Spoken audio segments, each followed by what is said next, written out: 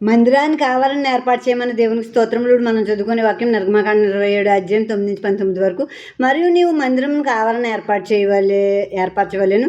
కుడివైపున అనగా దక్షిణ దిక్కున ఆవరణగా 100 మూరల పొడుగు గలదైన పెన్ సన్ననార యవనికలు ఒక పక్కకు ఉండవలెను. దాని 20 స్తంభములు వాటి 20 దిమ్మలను ఇత్తడివి. ఆ స్తంభముల వంకులను వాటి పెండి బద్దలను వెండివి. అట్లే పొడుగులో ఉత్తర దిక్కున 100 మూరల పొడుగు గల యవనికలు ఉండవలెను. దాని 20 స్తంభములు వాటి 20 దిమ్మలను ఇత్తడివి. ఆ స్తంభముల వంకులు వాటి పెండె బద్దలను వెండివి. పడమటి దిక్కున ఆవరణపు వెడల్పు కొరకు 50 మూరల యవనికలు ఉండవలెను. వాటి స్తంభములు 10 వాటి దిమ్మలు 10. తూర్పు వైపున అనగా ఉత్తర దిక్కున ఆవరణపు వెడల్పు 50 మూరలు ఒక పక్కన 15 మూరల యవనికలు ఉండవలెను.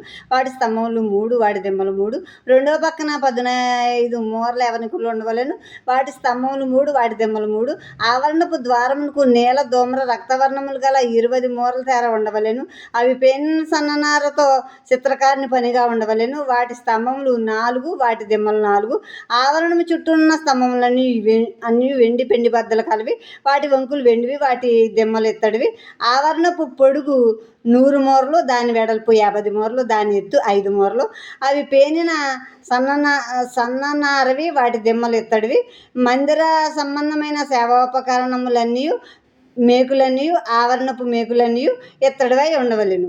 ఇప్పుడు మందిరానికి ఆవరణ చుట్టూ పెట్టగోడ ఎలా ఉంటుందో, ఒక ఇంటికి స్థలం మధ్య లోపల స్థలం ఉండి అలాంటిది ఒకటి ఏర్పాటు చేయమన్నారు దేవుడు. అది దక్షిణము ఉత్తరం.